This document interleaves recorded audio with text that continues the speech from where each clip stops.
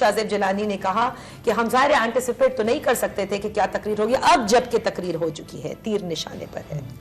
तो नादिया देखें, हर साल जब बजट आता है तो हमने भी बचपन से ये रिवायती ये जुमला सुना है कि इन हालात में इससे बेहतर बजट नहीं आ सकता था। जिस तरह का रिजल्ट आया है, स्पीच भी उसी हवाले से है कि उन्होंने ये तस्लीम किया कि हमारे पास वो अक्सरियत नहीं आई जो हम तवक्को कर रहे थे, और this is perfectly in line with wider expectation जो हमारे मुल्क में थी कि हमारे मुल्क में किसी भी एक पार्टी के पास वाज़ेह अक्सरियत नहीं होगी, कोई एक पार्टी हमारे मुल्क के मसलों का हल भी नहीं रखती है। तो लॉजिकल बात फिर यही है कि आपने कोलिशन में जाना है। उन्होंने अपने पहले रिमार्क्स में ये कहा कि जो इंडिपेंडेंट आए हैं हम उनके भी मैंडेट का एहतराम करते हैं, लेकिन जब उन्होंने कहा कि मैंने ड्यूटी लगाई है शहबाज शरीफ साहब की, तो ऑर्डर ऑफ प्रायोरिटी जो उन्होंने बताया वो पहले Peoples Party, MQM, Fazlur Rehman साहब जो कि आपके एस्टेब्लिश्ड पार्टीज हैं, इंडिपेंडेंस का वहां पर उन्होंने जिक्र नहीं किया, विच डजंट मीन कि ये इंडिपेंडेंस को रीच आउट नहीं करेंगे, लेकिन प्रेफरेंस ये होगी कि जिन लोगों के साथ हमने पहले भी काम किया है, PDM वाला जो गवर्नमेंट था, हम दोबारा पहले उनको अप्रोच करें। रिपोर्ट्स अब ये आ रही हैं कि जरदारी साहब हैज फ्लोन टू लाहौर, और लाइकलीहुड यही है कि शहबाज शरीफ और इसाक डार आज ही जरदारी साहब से मुलाकात करें। अच्छा, हमें पता है कि इलेक्शन के दौरान बिलावल साहब ने बारहा कहा कि मैं इनके साथ नहीं बैठूंगा, ये पुरानी सियासत करते हैं, लेकिन हो सकता है कि उन्हें अब बैठना पड़ जाए। तो ये चीज़ एक क्लियर है मेरे लिए। दूसरा ये भी हमें क्लियर है जो हम पहले बात कर रहे थे हम कि अगर रिजल्ट जो है तवक्कुआत के मुताबिक नहीं आया तो फिर शहबाज शरीफ आगे होंगे। हम ये भी जानते हैं कि शहबाज शरीफ ज्यादा काबिल कबूल है, ना सिर्फ अगलों को बल्कि आपके जो एलाइज हैं उनमें भी। जिस तरह से हमने बहुत क्रिटिसाइज किया PDM की इस गवर्नमेंट को, लेकिन शहबाज शरीफ का कॉन्डक्ट जो है वो it was in sharp contrast to Imran Khan. और शहबाज शरीफ साहब में बार बार हमें ये नजर आया कि जो है वो कोalition पार्टनर्स को साथ लेके चलने के लिए वो कॉम्प्रोमाइज करने के लिए तैयार हैं। मेरे हिसाब से this may not be the bad thing जहाँ पे इस वक्त हम खड़े हैं कि अगर आपके जो एस्टैब्लिश पार्टीज हैं वो कोलिशन में आते हैं, पावर शेयरिंग करते हैं, सूबों में भी सबका स्टेक बनता है, तो कुछ वो जो हमें डेस्परेटली नीडेड स्टेबिलिटी चाहिए वो हमें मिलेगी। ओके, क्योंकि अफसा ने हमें अभी ज्वाइन किया है, इसलिए अफसा मैं पहले आपकी तरफ आ जाऊं और फिर उसके बाद बाकी सबसे लूंगी। आपको क्या लगा कि ये उसी किस्म की एक नेशनल गवर्नमेंट का फॉर्मूला है और नवाज शरीफ साहब इस नेशनल गवर्नमेंट को हेड करने के लिए तैयार है, या आप समझते नहीं शहबाज शरीफ ही अगले प्राइम मिनिस्टेरियल कैंडिडेट के तौर पर आएंगे? बिटवीन द लाइन्स नादिया, मुझे लगता है कि शिकस्त मियां नवाज शरीफ साहब ने तस्लीम की है। वही मियां नवाज शरीफ साहब जिनको इलेक्शन से 2 दिन पहले इश्तिहारात की हद तक उनकी जमात की तरफ से चौथी बार का प्राइम मिनिस्टर करार दे दिया गया था। और साथ ही मैं बिटवीन द लाइन्स, और काफ़ी हमारे लिए तो वाजे था, हम क्योंकि बिटवीन द लाइन्स तो नहीं देख रहे होती चीज़ों को, तो शहबाज शरीफ साहब का PDM जैसे तर्ज सेटअप के ऊपर ही एक प्राइम मिनिस्टर के तौर पे होने का भी कंफर्म किया है मियाँ साहब ने, जब उन्होंने कहा कि यही शहबाज साहब हैं, हम आपको यही लैपटॉप्स देंगे। और सेकेंडली आई थिंक ये जो तमाम बातें मियाँ साहब ने की हैं, बॉडी लैंग्वेज, साथ मरियम नवाज साहबा भी थी, मरियम औरंगजेब भी थी, उन सब की देखने से ताल्लुक रखती है। और हम जर्नलिस्ट तो हैं, लेकिन साथ साथ हम नेचुरली बॉडी लैंग्वेज एक्सपर्ट्स भी हैं, तो मैं इस पर भी एक कमेंट करूंगी। वो मुझे शिकस्त खुर्दा नजर आई उनकी बॉडी लैंग्वेज, लेकिन कहीं ना कहीं ऐसा बज़ाहिर लग रहा था कि मियाँ साहब शायद ये भी सोच रहे हों कि ऐसे इक़्तिदार से इस किस्म के एक तमाम सियासी जमातों को एक साथ अगर फिर मिला के ही चलना है, इस किस्म का आधा अधूरा इक़्तिदार है, तो इससे बेहतर है कि अपोजिशन के बेंचेस के ऊपर ही बैठ जाता। अगर नहीं सोच रहे तो काफ़ी हैरत अंगेज बात होगी। आई थिंक बहुत बड़ी सुबकी हुई है मुस्लिम लीग नून की, जितना उनका कॉन्फिडेंस था वो वैसा साबित नहीं हुआ। ओके ज़रार, आपको कैसी लगी उनकी स्पीच? क्या ज़बरदस्ती आपको लगता है कि ये एक नेशनल गवर्नमेंट बनवाई जा रही है? बिकॉज कभी लगता है जो बॉडी लैंग्वेज का भी जिक्र किया और जिस किस्म की स्पीच थी उससे लगा कि नवाज शरीफ साहब doesn't want to be a part of it, he is going to be probably telling Shahbaz Sharif साहब कि आप ही ने ये सब काम दोबारा करना। जाहिर नवाज शरीफ ज़्यादा खुश होते हैं अगर उनके पास एक वाज़ेह अक्सरियत होती, right, because he wants to be able to make his own decisions. PDM 2.0 versus PTI reloaded होगी और बहुत तेज़ में डिपेंड करेगा कि इसमें अपोजिशन का किरदार क्या होगा। मुझे कोई ज़्यादा स्टेबिलिटी के इम्कानात नहीं नज़र आते। देखें, पहली स्पीच हमेशा कंसिलिएटरी ही होती है और उसके बाद जो होता है वो होता है, और अक्सर जो फैसले होते हैं वो आपके हाथ में नहीं होते। तो अभी there is too many X factors to be counted. दूसरी बात है कि आपको पता है कि कोalition गवर्नमेंट, ठीक है, अच्छी बात है, ब्रॉड बेस्ड कंसिलिएटरी, लेकिन उसमें कभी कभी इतनी कॉम्प्रोमाइजेस करने पड़ते हैं कि जो आपने मुश्किल फैसले लेने होते हैं वो नामुमकिन बन जाते हैं। तो आई डोंट नो, जो फंडामेंटल्स हैं आपके इकोनॉमी के, जो फंडामेंटल्स हैं आपके जियो पॉलिटिक्स के, वो तो नहीं तब्दील हुए ना।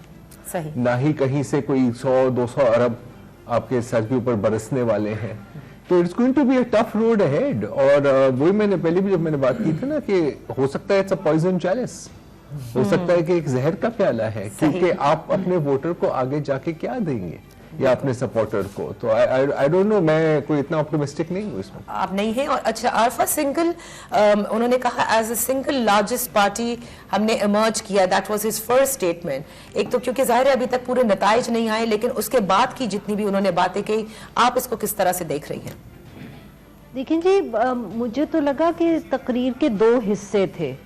पहला हिस्सा जो था वो जरा थोड़ा फोर्स्ड था, उसमें उन्होंने ये जिक्र किया जैसे कि वो विक्ट्री स्पीच, बट वो एक क्लियरली वो एक ऐसी विक्ट्री स्पीच थी जो कल गुज़िश्ता रात को अगर नंबर सही होते और वो देते तो वो अच्छी लगती। बिकॉज देखे ना, आपने आतिशबाजी की, आपके वर्कर्स इकट्ठे हुए हैं, आप पूरी फैमिली के साथ आए हैं, मगर आप आके कहते हैं कि हमारे पास तो नंबर्स नहीं है। माहौल विक्ट्री स्पीच का था, मगर अनफॉर्चुनेटली नंबर्स तो थे ही नहीं। मगर फिर भी अब क्योंकि सारा आप माहौल बन गया था, आपने सब ये फैसले कर लिए थे, तो आपको करनी पड़ी फिर। और वो उसके अंदर जो वो गुफ्तगू भी करते हैं ना इन द फर्स्ट हाफ, वो मजबूरी की ज्यादा है कि अब हमें नंबर्स तो हमारे पास है नहीं। मतलब ये विक्ट्री स्पीच तो ना हुई ना कि जब आप पहले ही कह रहे हैं कि नंबर्स तो हमारे पास पूरे ही नहीं है with the single biggest party, तो भाई फिर आतिशबाजी, वर्कर्स, नारे, गाने, और उस पे उन्होंने फिर थोड़ा सा अफसोस का भी इजहार किया कि हमारे पास नंबर्स नहीं है, 10 साल की जरूरत है, ये वो। और मैंने शहबाज शरीफ साहब को कहा है कि वो जाके बात करें। सो ये और कि कुछ लोग लड़ना चाहते हैं, हम उनसे लड़ना नहीं चाहते। अब वो इदारों की बात कर रहे हैं, वो पाकिस्तान तहरीक इंसाफ की बात करें। सो ये जो हिस्सा था तकरीर का, इसमें मुझे कुछ मजबूरी, कुछ फ्रस्ट्रेशन के things didn't go the way you want. Then the next part is the Nawaz Sharif साहब, we know it came out, हम लैपटॉप देंगे, हम ये करेंगे, वो जो है ना, that's where he comes into his element, कि वो it comes naturally to him, और एकदम उनकी आवाज में भी ज्यादा तवनाई आ जाती है। बिकॉज ये वो हिस्सा है जहां वो उनको लगता है कि ये this is what I stand for, this is what my party stands for. उसका अब ये वक्त है, वो वक्त गुजर गया है। और तीसरी सिर्फ बात, गैस के बिल, बिजली के बिल मैं कम कर दूंगा, नोइंग फुल वेल के नहीं हो सकते, मगर उनको this is what he knows, that this is what he, and very quickly emphasis on youth. बार बार आप जब ये कहते हैं ना, तो आप इसके अंदर कंसीड कर रहे हैं कि कोई आपसे आगे निकल गया है। सही। कि यूथ मुझे नजर आ रहा है, और वो फिर शहबाज शरीफ साहब भी कहते हैं कि 30 साल के हैं और मैं 31 साल का। ले लें फिर उसके बाद। अच्छा जी, वो सर आप बताइए। एक बात तो आज क्लियर मेरे हिसाब से ये हो गई कि जनाबे वाला सोनिया गांधी है और वो मनमोहन सिंह वो बनेंगे शहबाज शरीफ साहब, ये मुझे एक स्ट्रक्चर नजर आ रहा है। ओके। अच्छा, वो जो हम एक थियरी कर रहे थे कि मुस्लिम लीग में दो फिक्री इस वक्त ग्रुप हैं जिनमें बहस हो रही है कि हुकूमत लेनी चाहिए, हुकूमत नहीं लेनी चाहिए। हुकूमत लेने वाले कह रहे हैं कि पिछले 5 साल में साडेलाल जिन्नी हुई है, उसके बाद पावर की अपनी जो डायनामिक्स और अपनी जो अट्रैक्शन है, फिर अगर हमें चांस मिल रहा है तो हमें बिल्कुल लेना चाहिए, इसलिए कि हमारे साथ हुआ बहुत है। उस ग्रुप का ये ख्याल है। दूसरा जो है थोड़ा सा आइडियलिस्टिक और नजरियाती ग्रुप है, वो शायद हो सकता है अब ये बहस भी ख़त्म हो गई हो नवाज शरीफ की स्पीच के बाद से, कि जी हमें अपोजिशन में बैठ के सबर करना चाहिए, बड़ी पिक्चर में देखना चाहिए। मेरा ख्याल है कि अब उस ग्रुप का जिक्र फजूल है, जिस तरह की ये तकरीर मैंने सुनी है। तो तीसरी बात ये है कि ये जो इनका है ना शिकवा के जी हमें मेजॉरिटी नहीं मिली, ऑब्वियसली नहीं मिली, लेकिन सवाल ये है कि जब इन्हें 2/3 मेजॉरिटी मिली थी तो इन्होंने क्या तीर मार लिया। 97 में पाकिस्तान की हिस्ट्री में इतनी सीटें जुल्फ़िकार अली भुट्टो को भी नहीं मिली थी, 2/3 मेजॉरिटी मिली थी, लेकिन वो जो होता है ना, सींग फंसा लिए इन्होंने।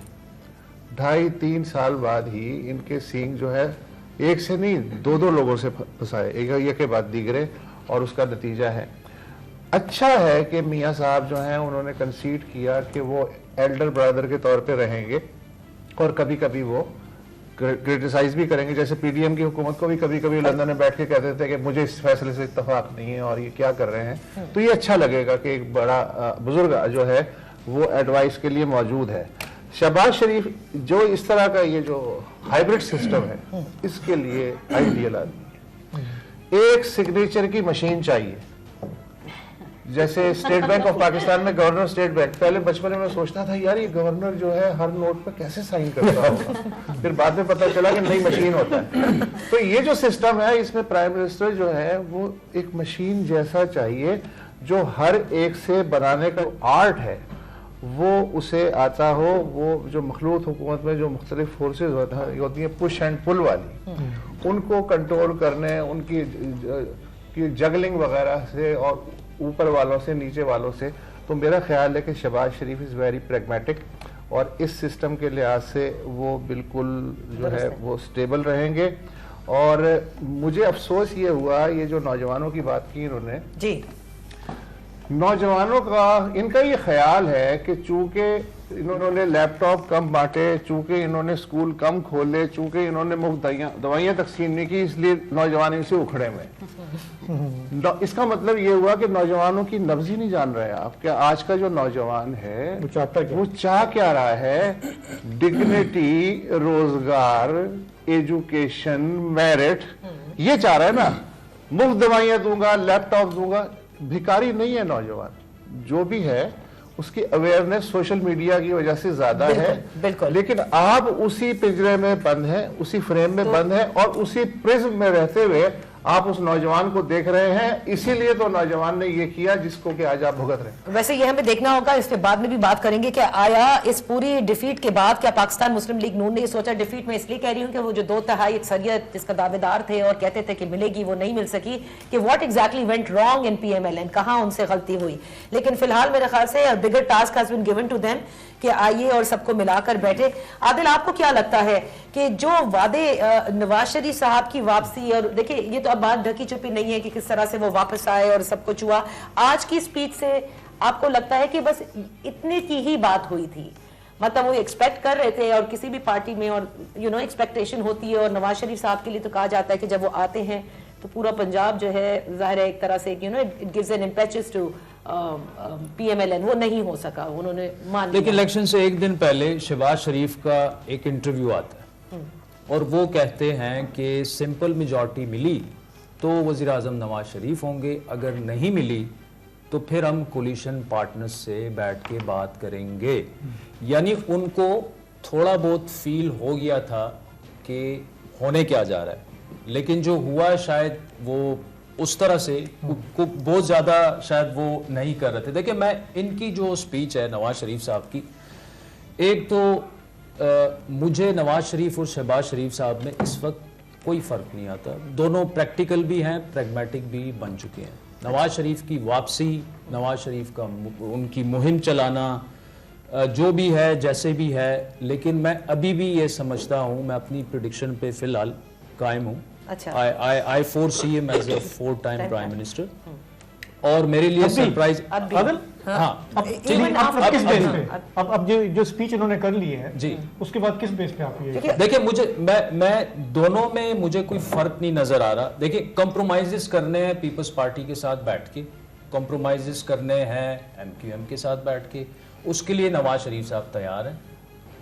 और उनकी नेचर नहीं है ये, वो अदाकारी तो कर लेते हैं, लेकिन आप उनका तीनों गदवार देखें, वो सींग फंसा लेते हैं और उन्हें पता भी नहीं चलता कब उन्होंने सींग लेकिन फंसा ये क्लैरिटी तो उनमें थी ना, और इस जमात में भी थी कि अगर नहीं मिली 2/3 अक्सरियत तो नवाज शरीफ नहीं मुझे बनेंगे। प्लान इलेक्शन से पहले PMLN का समझ आया, वो ये कि नवाज शरीफ साहब प्राइम मिनिस्टर बनेंगे, ओके, ज्यादा से ज्यादा 8 माह 10 माह, उसके बाद वो कायद बन के जाती उम्रा में बैठ जाएंगे और शहबाज शरीफ साहब will take over as a prime minister. ठीक, मुझे अभी भी वो चीज होती हुई नहीं, वो तो ये मैं लड़ाई की जो बात है, कर रही देखिए ना, हूँ। situation अगर बहुत कोई change हो लड़ाई गई। होती है, हाँ, नहीं, एक तो ये कि अगर वो वजीर आजम बनते हैं, दूसरा फिर वो किस तरह से शहबाज शरीफ को देंगे, अनलेस एंड अनटिल वो, जैसे आप कह रहे हैं कि कहीं सींग नहीं फंसा लेते और मुश्किल नहीं हो जाती। अच्छा, पहले क्योंकि अभी मेरे नादिया मिर्जा हमारे का रह गया है कि उन्होंने इस मुझे सिर्फ एक करने पे then we go minute to- ये तो नवाज शरीफ बने, शहबाज शरीफ बने, कोई उससे फर्क नहीं पड़ेगा। जो उनकी स्पीच थी उसमें दो चीजें हमें जो ज़हन नशीन कर लेनी चाहिए। एक तो सिंपल मेजॉरिटी उन्हें नहीं मिली, 10 साल की गवर्नमेंट जी, 10 साल। और स्टेबिलिटी जो है प्राइम मिनिस्टर ने नहीं लानी, वो SIFC ने लानी है। और वो डंडे से पहले भी आई, जो पीडीएम ने एस्टेब्लिश की।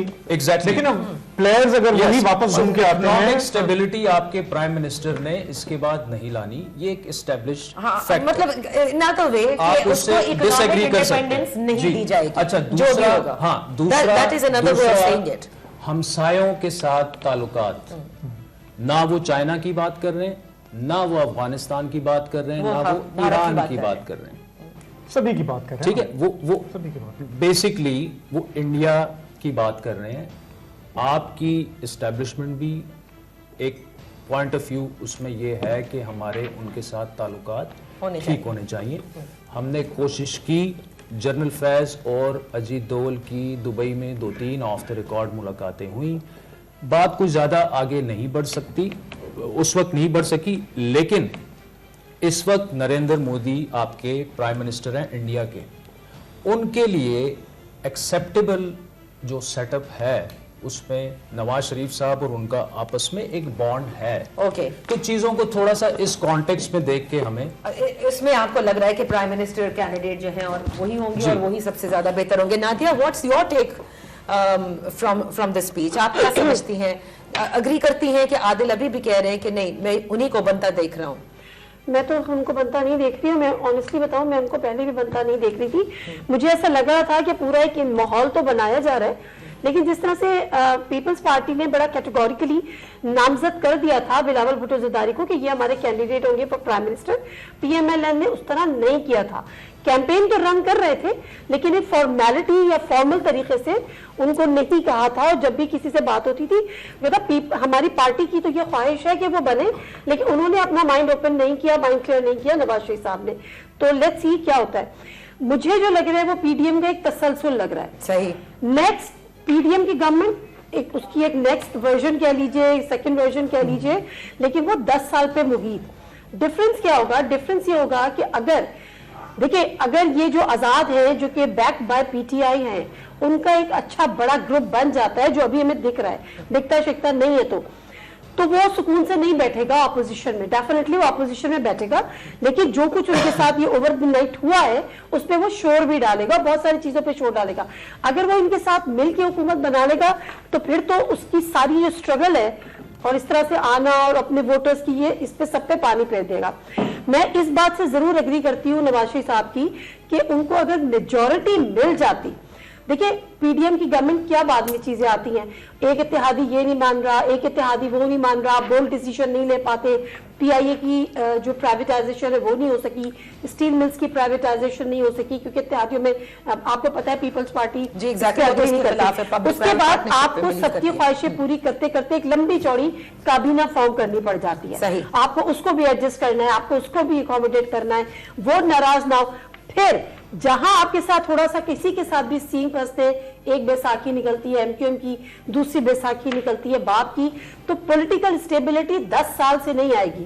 पॉलिटिकल स्टेबिलिटी आएगी किसी एक को आपको मेजॉरिटी के साथ 5 साल भी अगर आप चलने दें तो फिर आप एक्सपेक्ट करें कि पॉलिटिकल स्टेबिलिटी है। अच्छा, अब उन्होंने जिक्र किया है कि वो सबको साथ मिलकर जो है वो बिठाना चाहते हैं, और उन्होंने जो पार्टी वाइज, जैसे शाहजेब भी कह रहे थे कि उन्होंने शायद अपनी प्रायोरिटी लिस्ट दी है। हम इस पर आते हैं कि क्या आप ये समझते हैं, अच्छा मेरी नजर में जो मुझे लगा कि बिल्कुल मुझे लगा कि it's a continuity of the PDM government, but at the same time I also thought कि as if Nawaz Sharif has been left high and dry, seriously, I mean with all due respect, मुझे ऐसा लगा। By whom? By the voters? because you're so objective, because you're so objective, दोनों तरफ से, क्योंकि मुझे वो जो बॉडी लैंग्वेज थी उसमें ठीक है, और मुझे लगा कि ये सारी चीजें नवाज शरीफ साहब को समझाने में थोड़ा वक्त लगा, और शहबाज शरीफ साहब must have played a lot of role. और मैं बात कर रही हूँ वक्त लगा का मतलब कल रात जब से वो लोग इस सेक्रेटेरिएट से निकले थे से लेके जो शाम गए तक है, क्योंकि देखिए बहुत सारी चीजें होती हैं जो कि हमारे यहाँ कोई ढकी छुपी बात नहीं है कि इलेक्शंस मैनेज भी किए जाते हैं, बहुत सारी चीजें मैनेज होती नजर भी आई, लेकिन उस मैनेजमेंट के बावजूद जिस अंदाज से इंडिपेंडेंट बाहर निकले, and we must not forget कि जो इस वक्त हार रहे हैं वो कह रहे हैं हम ट्राइब्यूनल में जाएंगे, और ट्राइब्यूनल में कोई इतनी आसान बात नहीं होती, वोट्स काउंट होते हैं, रिजेक्ट हुए, क्यों रिजेक्ट हुए, ये सही रिजेक्ट हुए, कितनी तादाद पड़ी, and the kind of forms जो अब सामने आ रहे हैं जिसमें वोट की रजिस्टर्ड तादाद कुछ है, मतलब उस जगह की पड़े उससे ज्यादा है, या एक और फॉर्म है कि जिसके अंदर 47, जिसमें सिवाय यास्मीन राशिद साहिबा के, नवाज शरीफ साहब के, और मेरे ख्याल से और कोई भी नहीं है जिसको वोट्स पड़े, यानी जो उस हल्के के उम्मीदवार है उसने अपने आप को भी वोट नहीं डाला, ये सारी बातें होंगी। सो मेरे ख्याल से समझाया गया कि it is better that let's do this. अब सवाल ये है कि क्या अगर हम लिस्ट ऑफ प्रायोरिटीज चेक करें कि जिनसे मुलाकात होनी है, क्या जरदारी साहब इन बिलावल बैठेंगे या नहीं, इस पर मैं आप सब लोगों से बात करूंगी। ठीक है कि सियासत में आप कोई एक्सट्रीम पोजीशन नहीं लेते, और जिस तरह से मुफाहमत की सियासत पाकिस्तान पीपल्स पार्टी करती नजर आती है, लेकिन उसके हमारे यहाँ ये बात बिल्कुल आम है कि जब सियासी जमातें मिलकर बैठती हैं या बैठने पे राजी होती हैं तो किसी ना किसी को कुछ ना कुछ चाहिए होता है। वो क्या कुछ जरदारी साहब को ऑफर किया जा सकता है।